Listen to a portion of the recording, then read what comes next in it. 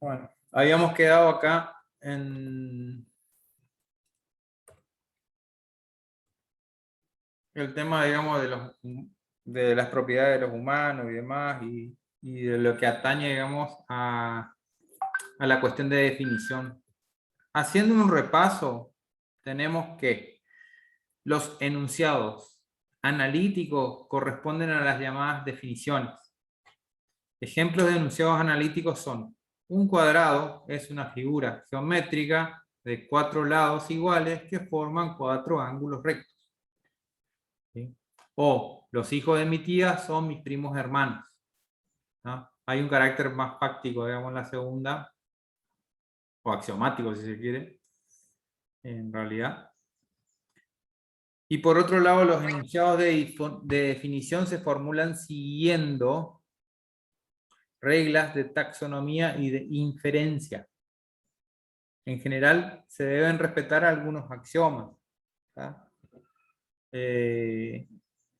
La justificación o valor de verdad de un enunciado analítico se encuentra plenamente contenida en el significado de sus términos. O sea, se trata de una coherencia interna. Es decir, la proposición analítica va a encontrar coherencia o va a encontrar sustento en su coherencia interna, en que los conceptos sustantivos y verbos que estoy concatenando a lo largo de la frase que hace esta definición, digamos, tengan cierta lógica. Bueno, vamos a ver ahora las proposiciones empíricas. Los juicios de valor y las proposiciones analíticas no pueden ser demostradas descubriendo hechos acerca del mundo, ¿sí? Son propias del mundo de las ideas, si se quiere, digamos. Una afirmación puede ser confirmada o no por una investigación tal que entraña, en último término, experiencia perceptiva, es decir, uso de los sentidos para constatar. Esto es lo que podemos observar mediante nuestros sentidos, ¿sí?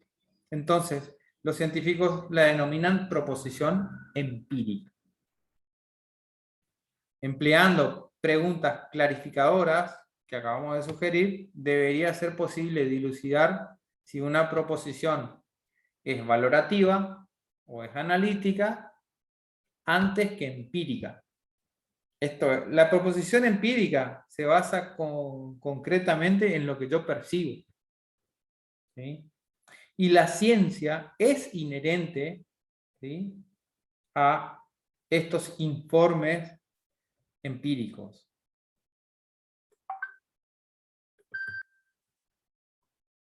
Va una pregunta: ¿cómo pueden las teorías científicas sobre entidades imperceptibles exigir asentimiento racional? O sea, ¿cómo se muestran estas teorías como racionales, ¿sí?, si están tratando sobre entidades imperceptibles?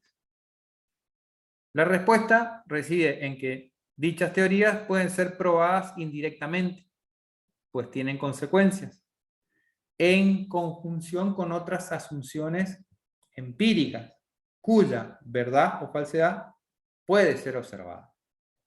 Es decir, las proposiciones analíticas o de valor o valorativas, ¿sí?, que dan sustento a una determinada teoría, ¿sí?, se van a valer en cierta forma de otras proposiciones empíricas para una constatación una constatación de forma indirecta. Cuando Popper enunció el falsacionismo, que dentro de un par de clases vamos a empezar a ver Popper, si no es la próxima, sostenía que la esencia del método científico consiste en que las teorías son hipótesis de cuya verdad nunca se puede estar seguro, pero que son sometidas deliberadamente a la prueba de la observación y el experimento, ¿sí? Es decir, las teorías, ¿sí?, No pueden ser enmarcadas en un contexto de verdad absoluta. Pero si son sometidas a prueba de observación y experimento, ¿sí? Y los resultados son placenteros, por así decirlo, ¿sí? Se pueden mantener en base a hipótesis, digamos, que vienen a redondear el concepto, digamos, de la teoría menos refutable o la más probable.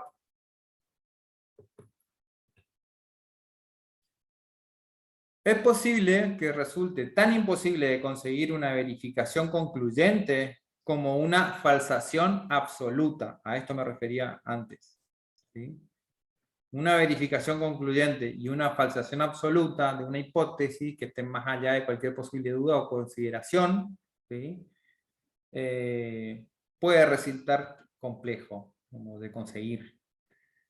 Pero la cuestión principal no está ahí, ¿sí? La cuestión principal sigue siendo que si una afirmación ha de contarse como científica, tendrá que contar a favor o en contra de ella alguna posible evidencia observable, ¿sí? Por eso la inherencia, digamos, con las proposiciones empíricas que tiene, o sea, la ciencia en sí.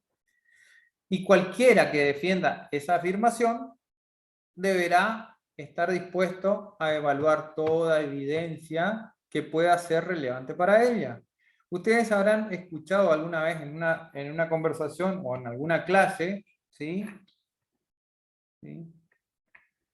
Que algún docente o alguna docente se refiere a un concepto o a alguna particularidad del tema que se está tratando como una cuestión filosófica, ¿sí? Cuando se habla de esa forma, se está haciendo mención de manera, en sentido figurado, hacia la proposición valorativa, ¿sí? Y en menos oportunidades también podría hacerse a la cuestión analítica, digamos, que tiene que ver con las definiciones, ¿sí?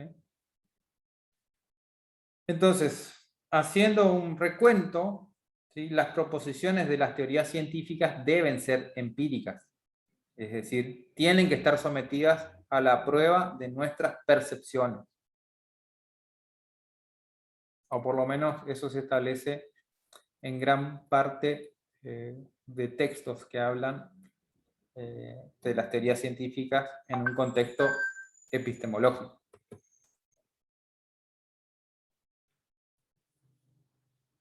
Los enunciados empíricos, entonces, comprenden las afirmaciones acerca de cómo es el mundo o las cosas que suceden en él. Afirman la existencia, ¿sí?, de entidades y relaciones entre atributos de esas entidades a las cuales se puede acceder directa o indirectamente a través de los sentidos.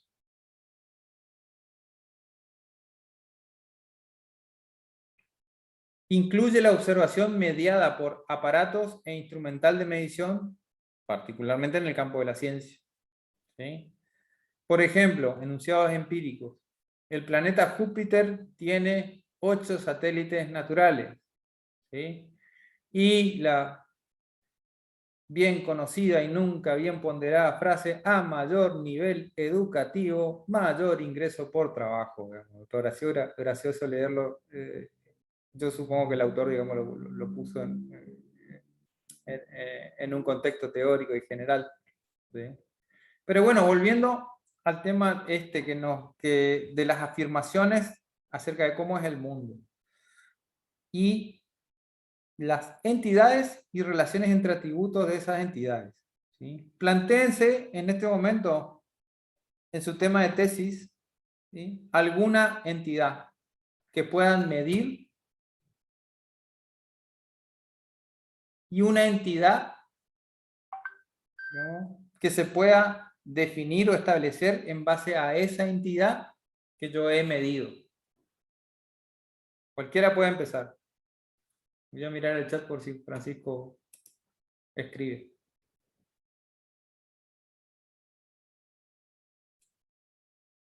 Una entidad que yo puedo medir. Empiezo yo. En mi caso, ¿sí?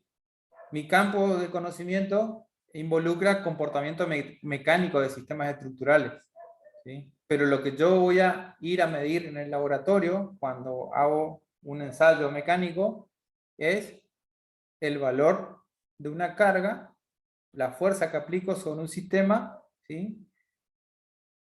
Y en diferentes puntos que yo elegí a conveniencia, lo que voy a medir son desplazamientos relativos de puntos o partículas de ese sistema que yo estoy ensayando. Y a partir de esas entidades que yo mido, empiezo a desarrollar cuál es la resistencia a compresión, cuál es la deformación específica, ¿sí? Cuál es el índice de deformación transversal, ¿sí? Cuáles son las solicitaciones límite para las cuales se originan los primeros patrones de agrietamiento, ¿sí? Cómo varía la ley constitutiva a partir de ese instante en donde ocurre el inicio de la falla, ¿sí? Y cuánto tiempo más puedo sostener o qué orden de magnitud de cargas puedo sostener después de la primera falla, ¿sí? Si hay reacomodamiento de partículas o no, ¿sí? Pero todo eso lo baso en medir cargas y desplazamientos. Por supuesto, tengo que elegir, digamos, dónde, o sea, medir esos desplazamientos para que pueda volcar eso a un proceso, digamos, de estimación de parámetros. ¿Quién sigue? Yo puedo, Javier, sobre mi caso puedo pensar en la tensión en bornes del generador del grupo electrógeno como entidad y una proposición que yo podría hacer empírica puede ser que, ¿no es cierto?, en base a observación, ¿no es cierto?, que no sería posible identificar una condición de bloqueo del grupo mediante el valor de la tensión medida.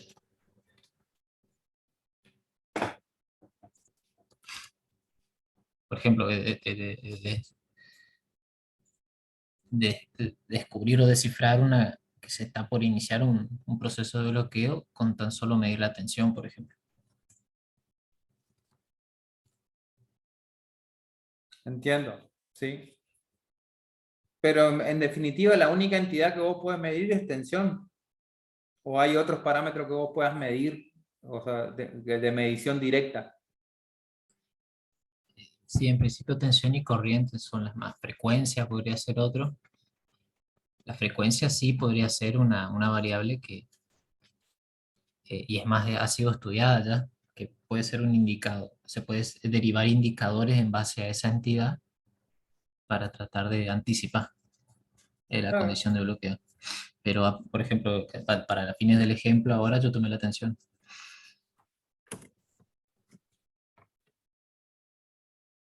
O sea, se entiende cuál es el ejercicio que estamos haciendo, ¿no? Yo tengo que detectar en mi trabajo de tesis cuáles son las entidades que de medición directa y a dónde me llevarán esas mediciones directas, ¿sí? Me tienen que llevar al camino, digamos, de poder establecer eh, la comprobación o refutación de mi hipótesis.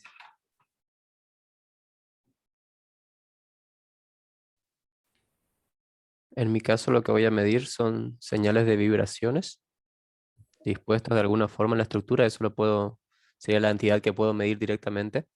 Y Ujú. con esa medición lo que se debería realizar es prever una fisura, un posible lugar, o detectar a lo sumo una fisura con la suficiente anticipación como para que la estructura no sea comprometida, ¿no?, por la fisura. ¿Y en dónde estaría? Que sería de una forma, o sea, indirecta se obtendría ese dato a partir de la que se midió. Bien. Bueno, acá Francisco escribió, en mi caso sería el tiempo de duración de los cortes de suministro de energía eléctrica. Y la idea es reducir ese tiempo, ¿sí? Un problema de optimización. Los datos en mi caso serían estadísticos para el estudio. ¿sí? De hecho, lo que vas a estar midiendo es el tiempo, o sea, el timeout del suministro. O sea, ese es el parámetro directo. Y la experiencia sería estadística, ¿sí? Claramente un problema de optimización. O sea, ahí vos vas a tener que meterte en cuestiones que tienen que ver con probabilidad de falla, con índice de confiabilidad. Ahora están dando acá en la facultad un curso de confiabilidad orientado a estructuras, digamos, pero que eh, hay información, digamos, que en la parte introductoria les puede servir. Bien. Romina. Bueno, yo estaba pensando, a ver, porque digamos, lo mío no va a ser, no va a salir de un laboratorio, como comentan los compañeros. Lo mío es gestión, entonces quizás lo que podría hacer yo ahí es medir cuán, cuán cercano o está, digamos, mi modelo propuesto y si este es aceptado por los expertos, los cuales van a ser consultados. Tu trabajo es sobre gestión de residuos, ¿no es cierto? Sí, un modelo, modelización. Claro, un modelo de gestión de residuos. Entonces, el indicador de medición directa, me atrevo a decir que va a estar relacionado con algún índice de contaminación. ¿Sí? Lo que pasa es que eso, digamos, a eso yo no voy a ir. Digamos, en mi marco teórico, en mi hilo conductor en ningún momento está esa parte. Yo voy a ir más a enfoques y o sea, a enfoques y ver cómo hacer, digamos, algo que sea bueno para nosotros acá. Claro, Pero entiendo. lo de contaminación, Igual recordar la siguiente frase, digamos, las cosas no están previstas hasta que empiezan a estar previstas. sí, tal cual. Así que siempre sentiste, digamos, con la libertad, digamos, de mover la demarcación de tu trabajo, digamos. Es un tema muy importante, parece algo sencillo y uno se enamora de las primeras proposiciones de una manera tan fuerte y dogmática, hasta en ciertos casos, digamos, que nos cuesta desprendernos, digamos, de lo primero que pensamos, ¿sí? Pero lo primero que pensamos es un punto de inicio, así se debe entender, ¿sí? Así se debe entender, digamos. Siempre la vida misma se trata de procesos en donde yo tengo que ir a partir de acumular experiencias, ¿sí? Ir trazando mejores aproximaciones a los problemas que vienen a mi persona, ¿sí? Bueno, seguimos. Proposiciones empíricas. Las proposiciones se justifican en última instancia mediante un acto de señalamiento, ¿sí? ¿Quién fue el asesino? ¿Sí? Se señala concretamente a la persona que tenía en ese momento, en el momento en que se descubre el acto, el arma, o simplemente se hace una medición indirecta, que es, o sea, el registro de huellas dactilares, digamos, que tenía el arma homicida. ¿Sí? Eso es una proposición empírica.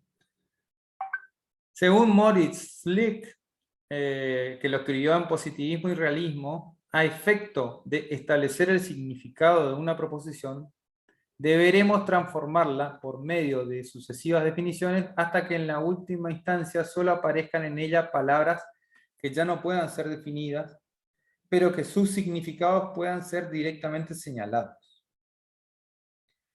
El criterio de verdad o falsedad de la proposición se va a hallar en el hecho de que en circunstancias definidas ciertos datos estarán presentes o no en el mundo externo. Y vamos ahora con las proposiciones metafísicas. ¿Cuáles son los casos difíciles? Bueno, cuando una proposición no parece caer en ninguna de las tres anteriores. Ni es analítica, ni es empírica, ni es valorativa. ¿Ah? Por ejemplo, la afirmación cristiana de la existencia de Dios y, en contrapunto, la afirmación marxista del progreso de la historia humana. ¿Ah? Las dos intentan afirmar una verdad fundamental acerca de la naturaleza del universo. ¿Sí? Y entonces, quienes proponen esta afirmación difícilmente admitan o juicios de valor o que se están refiriendo a simples cuestiones de definición, ¿sí? Y tampoco, en la mayoría de los casos, está claro, digamos, que las afirmaciones sean genuinamente empíricas. Entonces vamos a la siguiente situación. Aunque existe gran cantidad de evidencias que parecen contradecir ciertas situaciones, sus proponentes no están inclinados a aceptar esto como una refutación. ¿Sí? Y caemos en la consecuencia de encontrar maneras de justificarlas. Algunos filósofos del siglo XX se vieron atraídos hacia el principio de verificación, el cual establecía que ninguna proposición no analítica puede ser significativa a no ser que sea verificable, o al menos susceptible de ser sometida a la prueba de la percepción. Requerían entonces, ¿sí?, que las proposiciones tengan un carácter o un componente empírico. Esto implicaría que cualquier proposición metafísica, Dios, el alma, la mente, ¿sí?, cualquier proposición metafísica que no sea analítica ni empírica carece literalmente de significado, resultando una especie de sinsentido encubierto. ¿Está?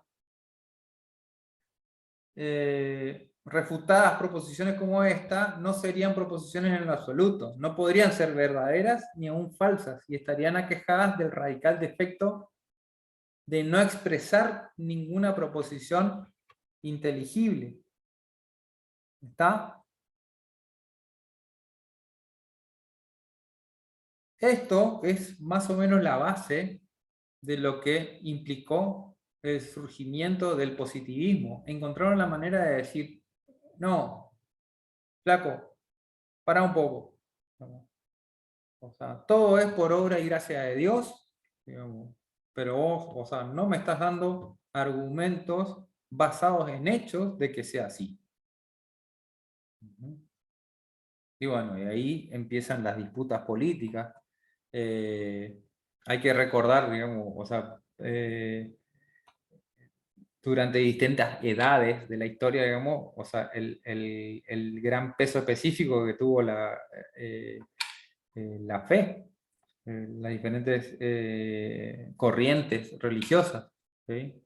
Y que de alguna manera la ciencia va ganando terreno de a poco, ¿sí? Y después se apropia de ese terreno y vuelve a entrar en crisis, ¿sí? Y aparece la epistemología como el auditor.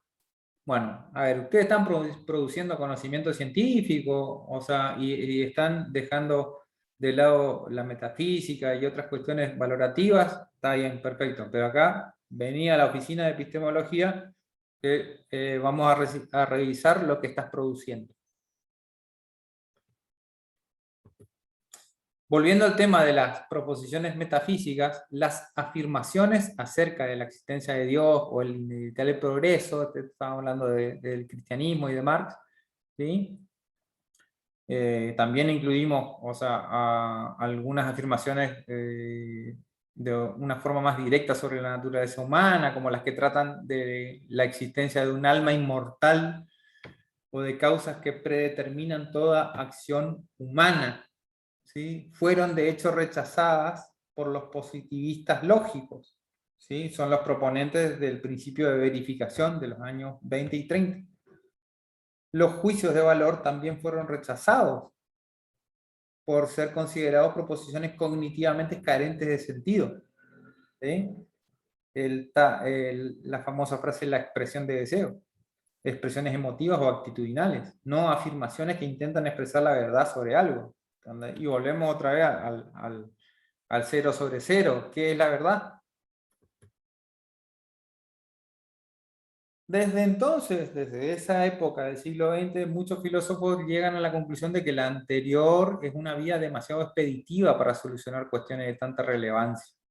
Aunque es muy importante distinguir entre proposiciones analíticas o empíricas y las que no son ni unas ni otras, no podemos rechazar simplemente las últimas por considerarlas carentes de sentido. ¿Sí? Y dice el texto del libro, son un cajón desastre y merecen atención individualizada.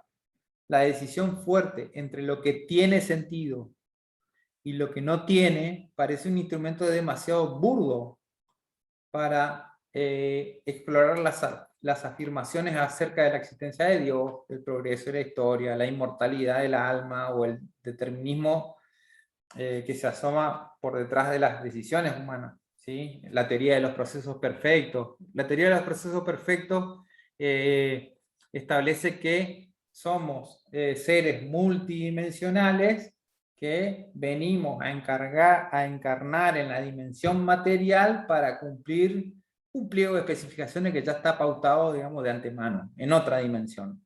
¿Sí? Así como lo cuento, digamos, suena hasta gracioso, si se quiere, digamos. ¿Sí? De hecho, en lo personal, yo considero, digamos, que tiene sentido, en cierta forma. Pero eso es una apreciación personal mía, digamos, que no tiene nada que ver con este curso. Bueno, las afirmaciones estas que estamos diciendo, después de todo, son sin sentido de la manera en que lo es, o sea, el hecho o la gran frase que dice, las grandes ideas duermen con furia. ¿Sí? Tampoco son explícitamente contradictorias, como, por ejemplo, algunas hojas son a la vez verdes e incoloras. No obstante, persiste el desafío de la posición profundamente problemática en la que se encuentra cualquier proposición que no sea analítica ni un juicio de valor y que no parezca susceptible de ser probada por observación. ¿Sí? Ahí entramos en el terreno de las proposiciones metafísicas. ¿Sí? Creer sin ver. Los ejemplos ya mencionados sugieren que algunas proposiciones controvertidas acerca de la naturaleza humana pueden no ser en absoluto afirmaciones científicas o hipótesis empíricamente demostrables. Esto no las condena necesariamente, pero es un rasgo muy importante que es preciso establecer. Pues no pueden disfrutar de las ventajas del estatus científico, como por ejemplo, que sus defensores puedan señalar evidencias observables y los argumentos conectados con ellas, de modo que puedan desafiar a quienes crean que pueden rechazar racionalmente tales afirmaciones. Entonces, tales proposiciones pueden tener otro tipo de función, siendo posible que existan otras clases de razones, ¿sí?, para ser aceptadas. Pero lo más conveniente es indagar con cuidado en lo que son en cada caso. Los manuales convencionales y los cursos de filosofía persiguen estos problemas mucho más allá de lo que lo hacemos acá, y permanecen situados en los límites de la investigación filosófica, ¿sí?, la cuestión filosófica que decíamos hoy. Pero el objetivo de este libro es diferente, ¿sí? Y esto lo saqué del texto de Stevenson y Haeckel. Examinar en detalle teorías de la naturaleza humana. Así, esto es lo más que podemos ofrecer a modo de metodología preparatoria, ¿sí?, para proceder al examen crítico de teorías concretas.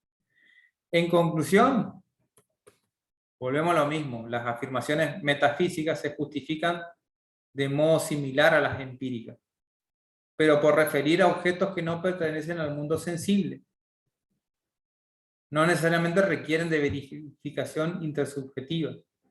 La evidencia, en este caso, viene dada por revelación sobrenatural, erudita, interpretación de textos u objetos de la naturaleza.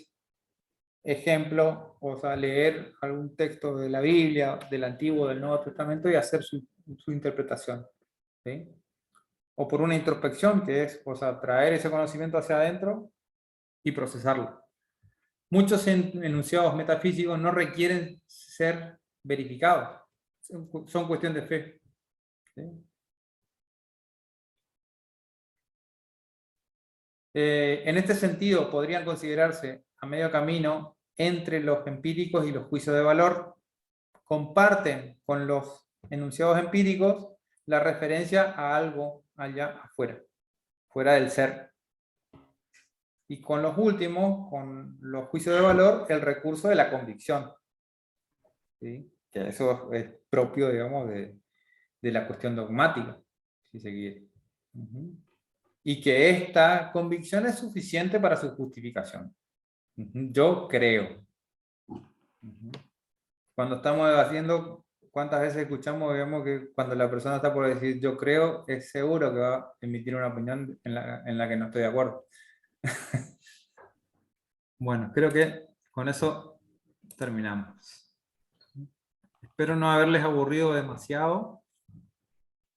Y bueno, me dicen sus opiniones, quedaron dudas, cuestiones a tener en cuenta. ¿Qué les pareció la clase de hoy? Está bastante